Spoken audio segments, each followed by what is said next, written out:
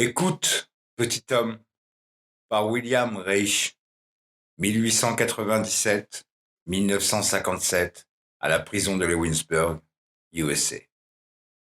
Il t'appelle petit homme, homme moyen, homme commun.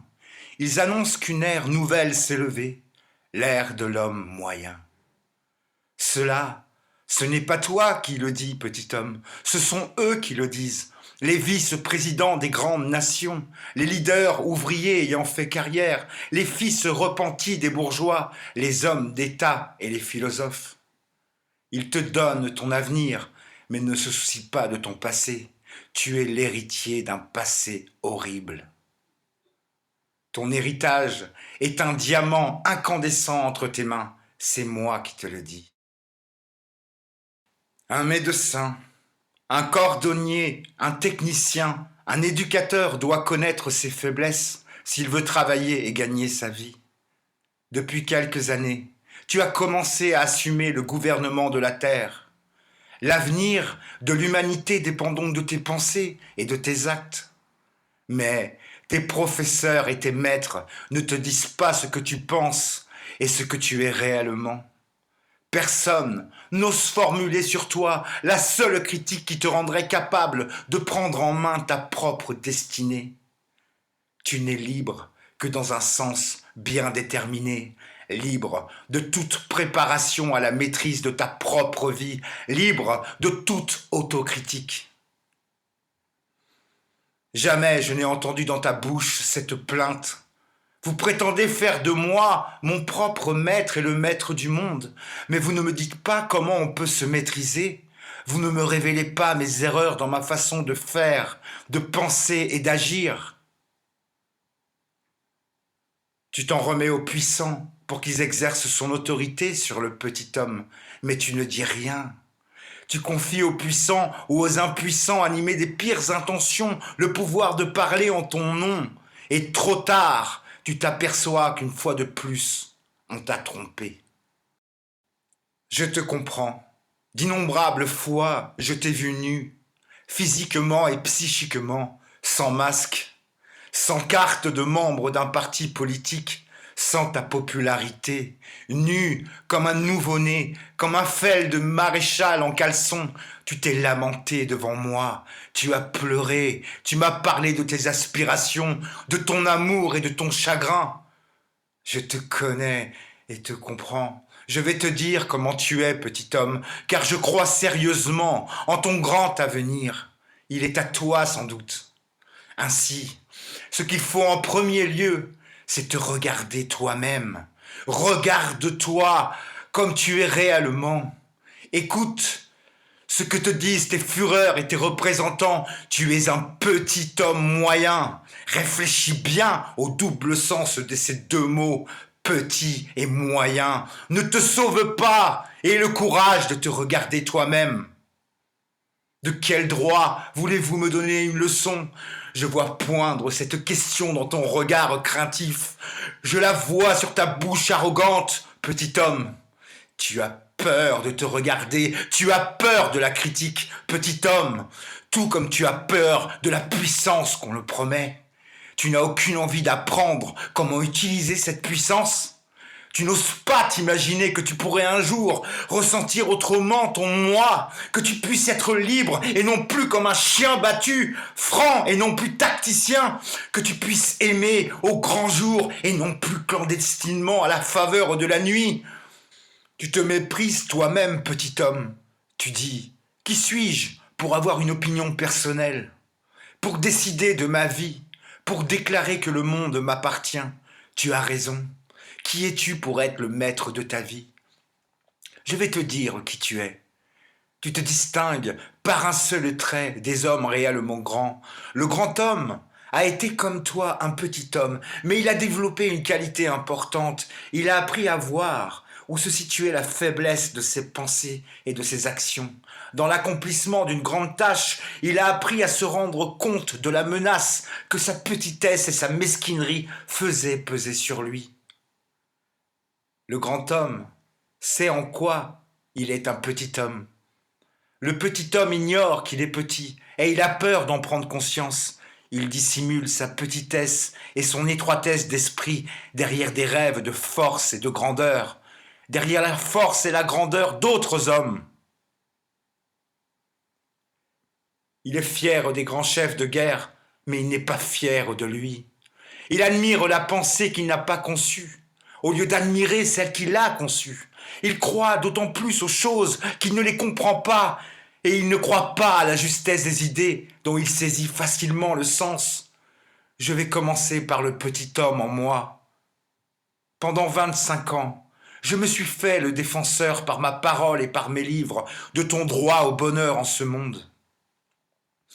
Je t'ai reproché ton incapacité à t'emparer de ce qui t'appartient, à mettre la main sur ce que tu as conquis de haute lutte sur les barricades, à Paris et à Vienne, par l'émancipation des États-Unis, par la révolution russe. Or, Paris a abouti à Pétain et à Laval, Vienne à Hitler, la Russie à Staline, et l'indépendance américaine pourrait fort bien se terminer par leur régime d'un Ku Klux Klan.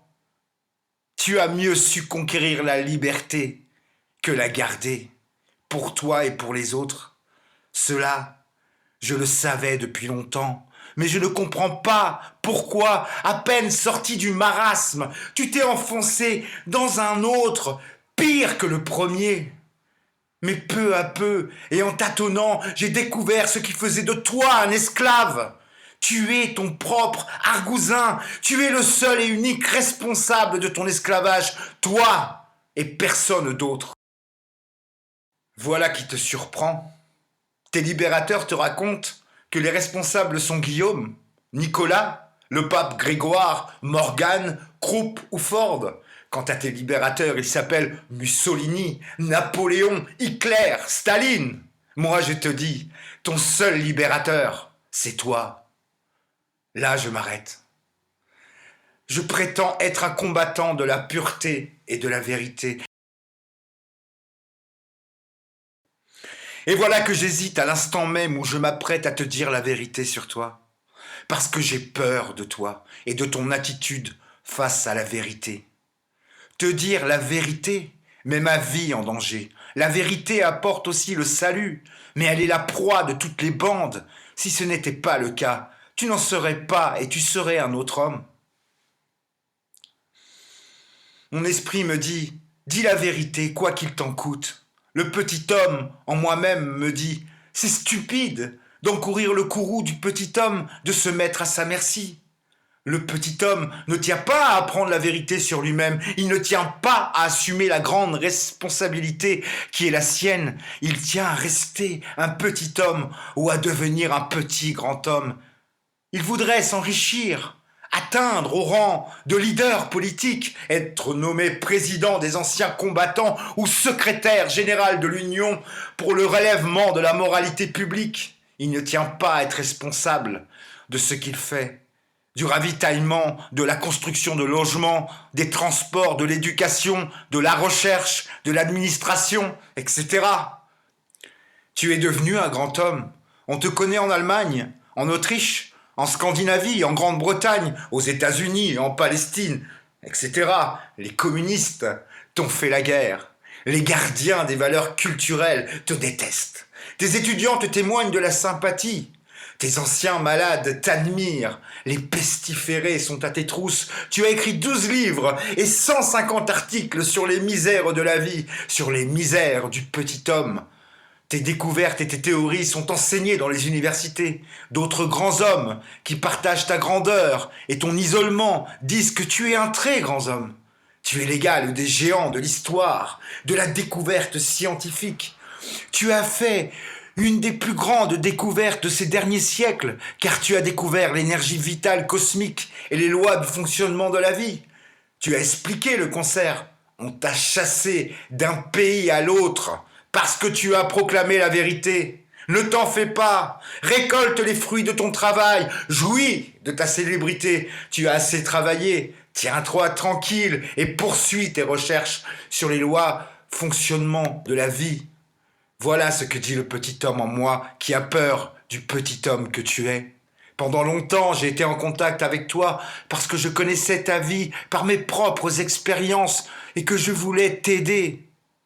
J'ai maintenu ce contact parce que je me rendais compte que je t'aidais effectivement et que tu réclamais mon aide, souvent en versant des larmes. Peu à peu, j'ai réalisé que tu acceptais mon aide, mais que tu étais incapable de la défendre. Je l'ai défendue et j'ai livré de rudes combats à ta place. Puis arrivèrent tes fureurs qui détruisirent mon œuvre. Tu ne disais mot et tu les suivais. Or, j'ai maintenu le contact avec toi pour voir comment t'aider, sans périr, en devenant ton fureur ou ta victime. Le petit homme en moi voulait te persuader, te sauver. Il voulait être regardé par toi avec ce même regard de vénération que tu accordes aux mathématiques supérieures, parce que tu n'as pas la moindre idée de ce que c'est. Moins tu comprends, plus tu es disposé à admirer. Tu connais mieux Hitler que Nietzsche, Napoléon que Pestalozzi. Un roi a plus d'importance pour toi qu'un Gustav Jung. Le petit homme en moi voudrait te conquérir par les moyens qu'emploient tes fureurs.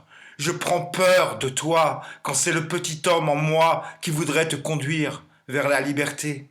Tu serais capable de te découvrir en moi et moi en toi, de t'effrayer et de te tuer en moi. C'est pourquoi je ne suis plus disposé à mourir pour ta liberté d'être l'esclave de n'importe qui.